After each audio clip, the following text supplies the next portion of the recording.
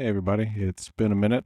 I know I said that I would get this out on Friday, but things have been pretty busy.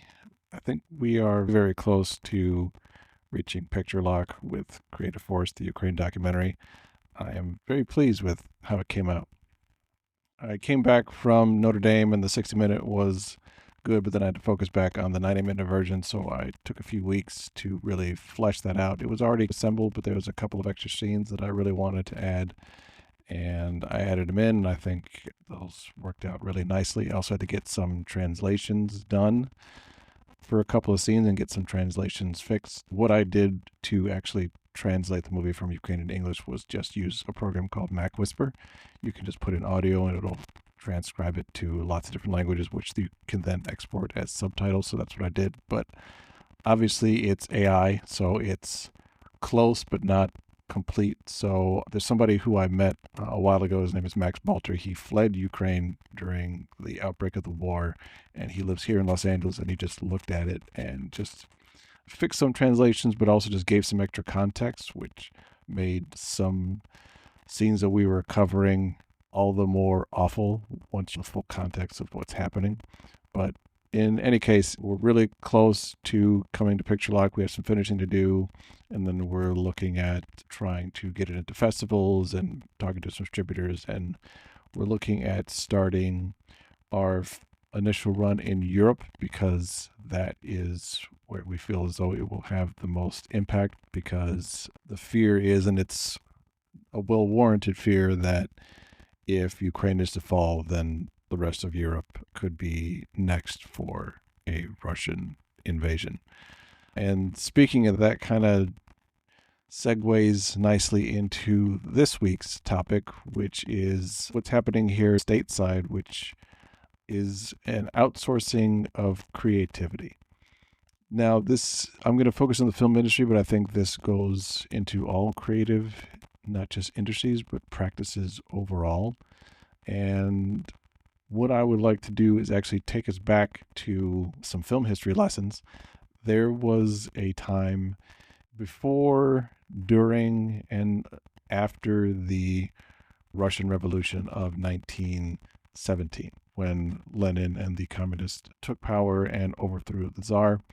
And around that time, there were a lot of great filmmakers. The reason why we have editing is because of Russia. They were doing a lot of experiments during the beginnings when film was just getting started. And one of the experiments was what we now know as editing. They took a shot of a man, a shot of a bowl of soup, and I think there was a shot of a baby, where they put them all together and everybody had different stories. And then there was the movie Battleship Potemkin, and that's where modern editing started. And there were a lot of great, not just Lenin, but there were a lot of great thinkers and artists and filmmakers around this time. And as the years went on, as the communist government was taken over by Stalin and became a more repressive government, you saw a lot of those artists, and not only artists, but also scientists, anybody who was a creative thinker, try and leave the country. Over the next few decades, you just saw this giant brain drain leaving towards the West, to the United States, to Europe, so much so that where Russia was once known as being this place of great artistry and creativity, one of the hubs of it, you had authors like Dostoevsky and Kafka. Now that's really no longer the case. Now, I'm sure there are lots of creative people that are in the country of Russia, but we don't get to hear about them because it's become such an oppressive regime. Even with the downfall of the Soviet Union, they're under Putin right now, so it's even just as repressive, just in a different way. So we don't get exposure to, and there's not really a championing of creative thought, outside of the box thinking. It's been tamped down, and I'm seeing, or at least to me, it seems like we're at the beginnings of that here in the United States. Not just with the current presidency, but just because of the way that our tech industry and the film industry and just creative industries in general, there's just been this slow squeezing of creative people and creative thinkers. We don't have the means of supporting ourselves on a great level, really. So there's not really a lot of financing of risk anymore. Like the amount of, especially in the film industry, the people that are allowed to take risks has become fewer and fewer. You look at the big studios now versus what they would be more akin to take more risks. Now, this doesn't mean that they were just making art films all over the place. They certainly weren't. But there was this understanding that for every large blockbuster we do, the best thing that we can also do is keep on taking risks, tell human stories in order to make sure that there's a variety. They understand that the business itself and art itself is risky because you're dealing with lots of different people coming into a room and they're each going to have their own interpretation of it. So there's essentially no way to plan for that. So you just try and take a bunch of little risks. You have one big one, and the big one could pay off and hit big, but at least the little ones, it'll end up averaging itself out. And after the 2008 crash, there was a marked effort to not only get away from that because one, they felt as though actors had too much power and actors couldn't really be controlled, and individuals had too much power. Let's just put it that way. Individuals, whether they be actors or directors or producers, had too much power, and they want to consolidate that back into the corporate system. And they started getting taken over by, this was the beginning of streaming, and tech companies were on the rise, and this is the situation that we have now. It is right now very financially difficult to take a big risk. There's only a few companies that are really doing it, and some of those companies aren't really even making it. They're distributing it, but they're not making it. Companies like A24 and Neon. A24 makes more of their own movies than they do distributed them, but Neon really is just a distributor. So if you are making a movie that's going to be somewhat risky, let's take The Substance, for example. Now that is a very risky movie, and they had to go get private equity. That means individual investors to pay for the movie, and then Neon liked it and bought it. Now, so you have to be very lucky, essentially. And I think if that is to continue, and also with the backlash against DEI, there just seems to be more and more championing of homogeneity, at least in the traditional media sphere. Now, the digital sphere is different. That's where you get outside voices, but that's not really where you go for narrative stories, at least not at the moment. And narrative stories are expensive to make. And as of right now, we're used to them looking a certain way and having a certain quality. So there's only a few people that are really trained to do that at a really high level. And there might be more coming on the way, but that has not made its way into YouTube or any digital platforms yet. So as this gets more and more difficult, and as we're seeing a government that seems to be more and more repressive, what I'm concerned with seeing is that two things. One, risk taking is going to be more difficult and also harder to finance. So you'll just go someplace else, which is exactly what happened in Russia during the early part of the 20th century. Because we're seeing more international markets enter America, they're more akin to take risk and do things that are outside the box and creative. This doesn't mean that this is all they do. Every country with their own media has the same things that we have here for entertainment. They have big action movies, horror movies, reality TV, game shows, talk shows, all of that. But there is more of an appetite overseas.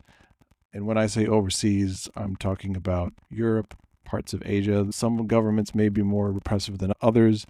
They value that there needs to be creativity for creativity's sake. They value having an educated population, a population that is encouraged, at least on somewhat of a level, to think. So in that sense, they are more willing to have funding go to art programs that make things that are what we would call outside of the box. if that's the case, if you were a filmmaker in the United States and you had the option, would you try and stay in the United States in the coming years where it's more difficult, or would you try and go over to Europe where it would be easier, especially if you're a drama filmmaker? You would probably try to see, how can I go to Europe? Or you would just do something else. And also, by that same token, if there is more of, and we're already seeing this not only with actors, but also directors. If you think about a lot of the directors that are famous nowadays, a lot of them are not from the United States. There's less and less of them in the United States. You have Denis Villeneuve, who's from, I think, Canada. The director of The Substance is not from the United States.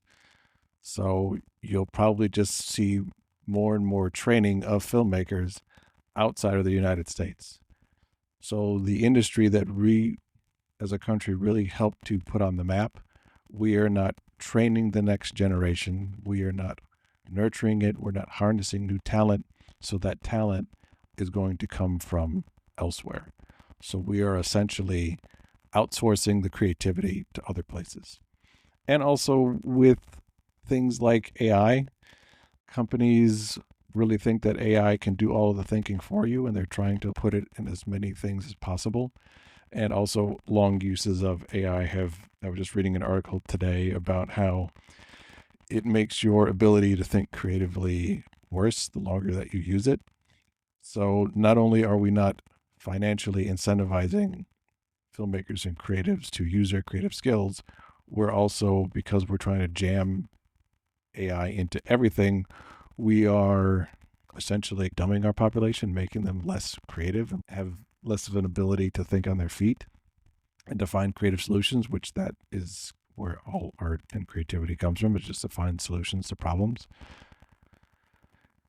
So if we're not going to be training the next generation of creatives, if we're not going to encourage creative thought and creative expression, and if we're going to try and outsource creative thinking to machinery, and therefore the upcoming generations of the population aren't able to think on their own, which ironically is what they say will help people who use AI, is by having critical thinking and soft skills. So if in order to use the machine, you have to have skills that the machine is taking away, that's disaster loop.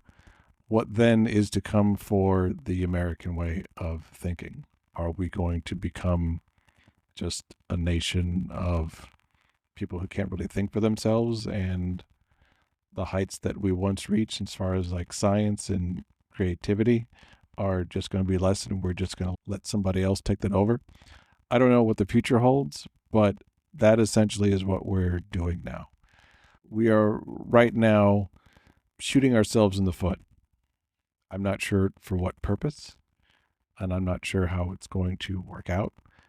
But if these patterns continue, America will not be the place to be in order to have your creative dreams fulfilled.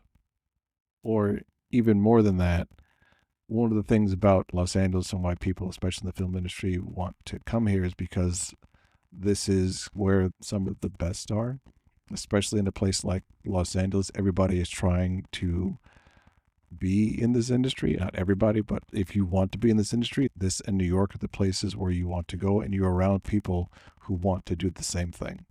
So if that no longer becomes the case, or if that becomes less, then our competitive advantage is gone. And we just make things that are mediocre, and we're not really looked at as the leader anymore, which I think would be a real shame, because again, the industry as we know it was created here in this country and in the place where I live, Los Angeles. Now, I am all for allowing other countries to have their films and television come here to the United States. I think the more exposure to our ideas, the better. I just think that it is a shame that a place like here, where so many people of all different kinds live and exchange ideas, that would then be lost. I think that would be a great loss if all the voices here became homogenous and not as creative and not allowed to express themselves like they were once before. Now, that is the worst case scenario. I know a lot of people, including myself, don't want to see that happen and will fight tooth and nail to make sure that doesn't happen. But we have a very long road ahead of us if we don't want to see that happen. I think filmmakers like myself have recognized this already. We just have to start making the stories that we want to see on our own. We have to do this on an independent level. And independent means maybe scaling our budgets back a little bit, and we're really trying to build a connective relationship with our audience, really trying to build a community around it. Because we've given up our agency and power in order to have some advantage of making a ton of money, and maybe there is still a ton of money to be made. But I think we have to think more of ourselves as storytellers and stop trying to aim for the big piece of the monetary pie and just trying to keep pushing steadily forwards. Even though he makes movies that I don't really particularly like, Tyler Perry is a great model for this because he decided to just keep going on his own. And even though he wasn't making a ton of money, he just went and made sure that he owned everything that he did. And I think we should follow in that same suit. So that's all I got for this week. Sorry I was late, and I'll talk to you guys in the next one.